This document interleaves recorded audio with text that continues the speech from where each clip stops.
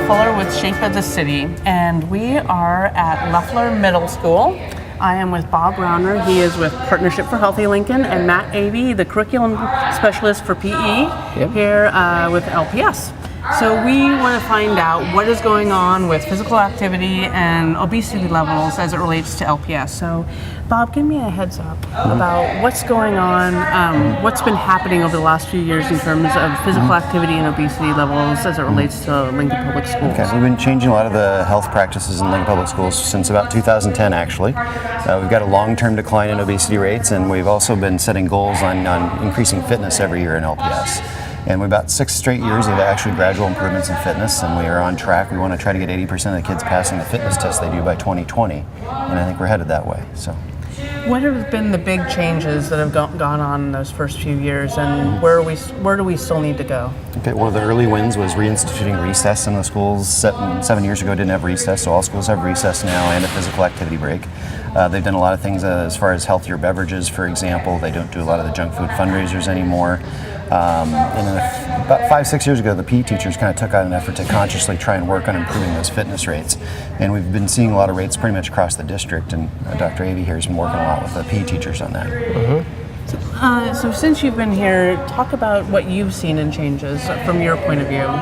Well, I think at first, just getting an idea of what the historical data looked like, and then actually informing our teachers really helped. So this year, I made it a point, particularly at the beginning of the school year, that they were aware of Bob and I and Partnership for Healthy Lincoln's goal of that 80% by 2020.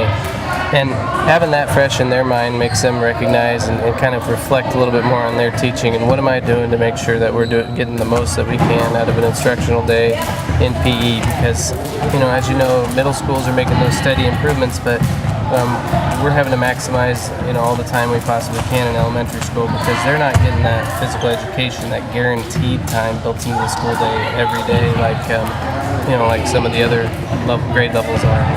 Where do we still need to go? What are the big challenges ahead, and what can help with those challenges? Okay. Well, one of the benefits of having data across the district, you can see where things are getting better and things where things aren't getting better. Our biggest improvements are coming from the middle schools, and I think partly it's because they have PE every other day in middle schools. There's time for things like this to happen. But the place where we're not seeing the very gradual improvements are in elementary school, where some schools only have PE once a week. And that's probably our biggest challenge right now.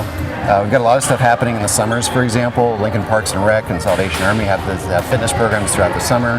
There's some after-school activities. Some schools have had walking paths put in. They have walking clubs, things like that.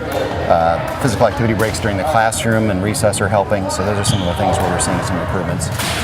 So Matt, in terms of same sort of thing, and where are you looking at making changes, or what are you looking at in terms of the future for physical education?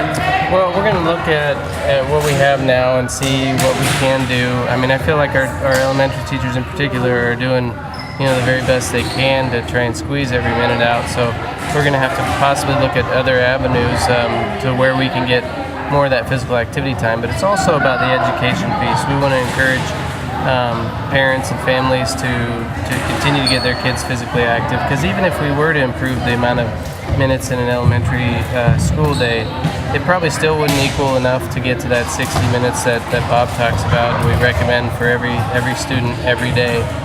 So we're looking at other things. I know a lot of our teachers do family fitness nights. They do bike rodeos. They encourage active transport to school with safe walk to school or safe ride to school days.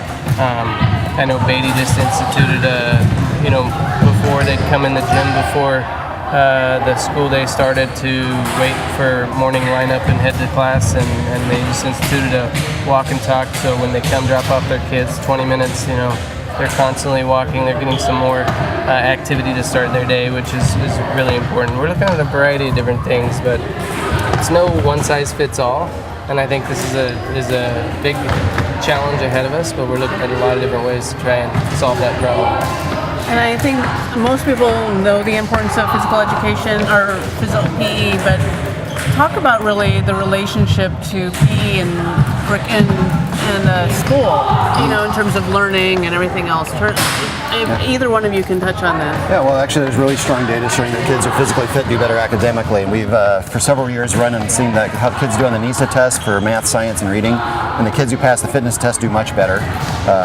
We're actually looking at maybe taking the 9th graders and see how their GPA compares if they pass the fitness test versus not. There's multiple studies all over the country showing that, and our data kind of confirms that as well, that fitness does make a big difference in academic achievement. So yeah, Matt, what do you see right in the schools in terms of how physical activity is affecting these kids?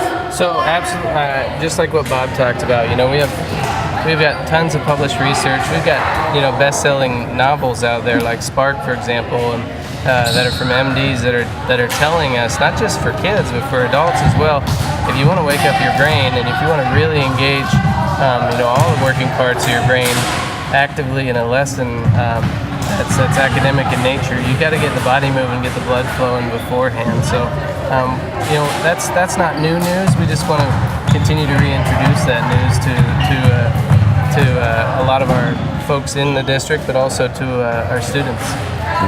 All right, so one last thing for each of you, just a quick word of wisdom you have out there for a parent.